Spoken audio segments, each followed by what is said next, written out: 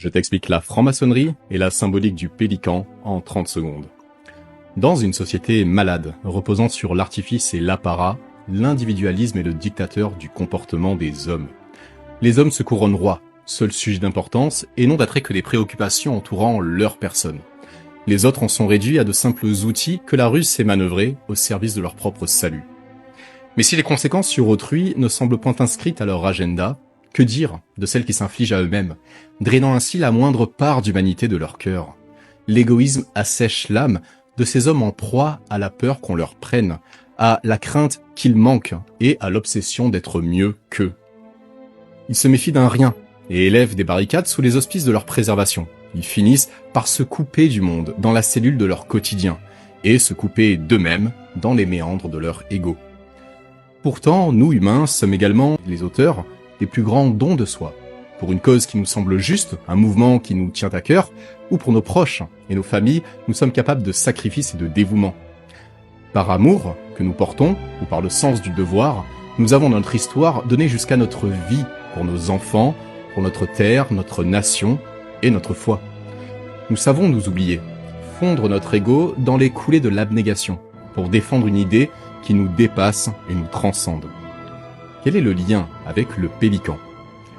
Pour nourrir ses petits, le pélican stocke le poisson dans une vaste dilatation de l'œsophage, qui fait saillie au niveau de la gorge. Arrivé au nid, il dégorge sa pêche, imprégnée de sucre parfois rougeâtre, dont il nourrit ses petits.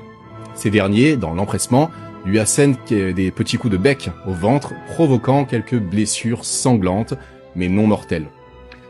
Cela eût pu laisser penser au Moyen-Âge que le pélican s'ouvrait le ventre avec son bec et distribuait à ses poussins les morceaux sanglants de ses viscères. Le pélican fut alors un emblème d'abnégation et de sacrifice pour le bien de ses enfants.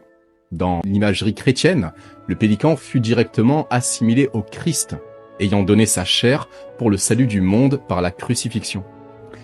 Le mystérieux oiseau fut ainsi le représentant de la charité chrétienne, ultime vertu théologale des Templiers, ces chevaliers des croisades qui versaient jusqu'à leur sang pour la défense des pèlerins et donnaient leur vie pour la gloire de Dieu.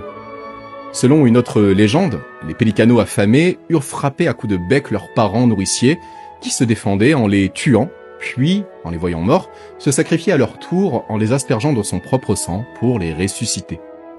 De ce fait, le pélican inspira les alchimistes ésotériques, qui voyaient là une manifestation naturelle de la pierre philosophale, qui meurt pour régénérer les métaux imparfaits et communique au métal vil la couleur rouge de son parachèvement.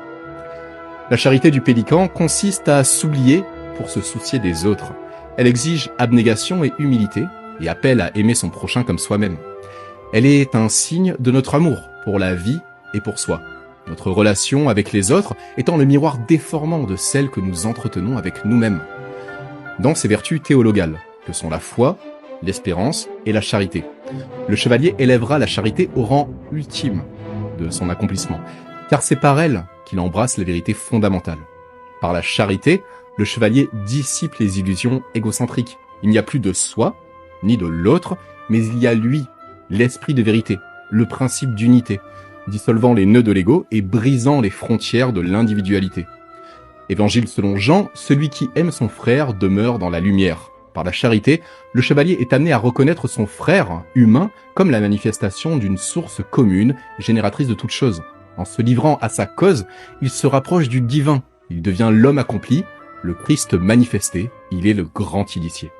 Et à l'instar du pélican, il nous invite à, nous humains, sans armure et sans épée, à œuvrer pour la cause et ainsi nous élever au-delà des soucis de notre finalité.